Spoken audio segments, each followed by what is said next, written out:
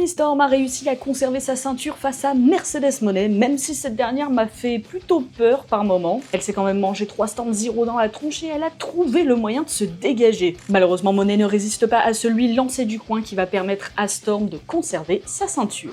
Hey, t'as raté All In 2025, t'inquiète, je suis là et je te récap ça sur Inside Story, alors n'hésite pas à t'abonner et à partager. Côté match, on a commencé la soirée avec un trios match pour les titres, trio du coup, entre The Ups et les Death Riders. Et ça commence plutôt mal pour ces derniers puisque ce sont les champions qui vont gagner, Samoa Joe détruisant Wheeler Yuta pour la victoire. Et comme il est hors de question de partir avec une défaite pour les Death Riders, ils vont continuer de se battre en post-match et surtout ils vont découper la tête de ce pauvre Samoa Joe. On l'a enchaîné avec le Casino Gauntlet match masculin et surtout avec Flock. Comment ça vous savez pas qui c'est ?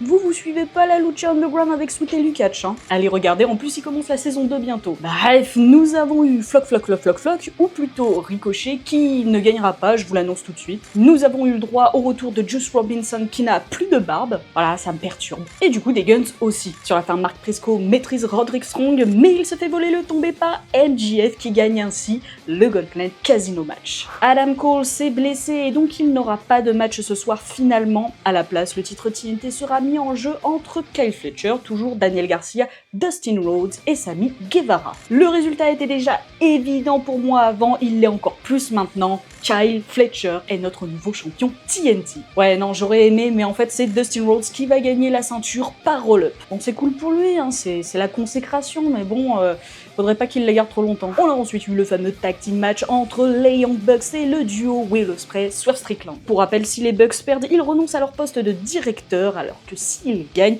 Swerve et Will ne pourront pas avoir de match pour le titre mondial avant un an. Donc que s'est-il passé ? Eh bah plein de choses, c'est pour ça que je vous conseille vivement d'aller le regarder pour le coup. À un moment, Ospreay balance une Hidden Blade sur Swerve par accident, ce qui le laisse seul face aux Bucks, mais il tient bon quand même. Strickland va servir de bouclier pour Will, lui rendant ainsi l'appareil pour la fois où il avait pris une balle pour lui. Et ça se termine par un double finisher d'Ospreay et de Swerve qui leur permettent de gagner le match et de virer les Bucks de leur poste de directeur. Vient ensuite le Casino Gauntlet match féminin. On pourra retenir la participation de Saori qui a fait une sacrée perf, Darley Cameron qui a fait son retour en attaquant Penelope Ford, d'Alex Windsor qui a fait ses débuts, et surtout du braquage d'Athena qui va détruire Mina Shirakawa pour la victoire. Bravo à elle, c'est totalement mérité.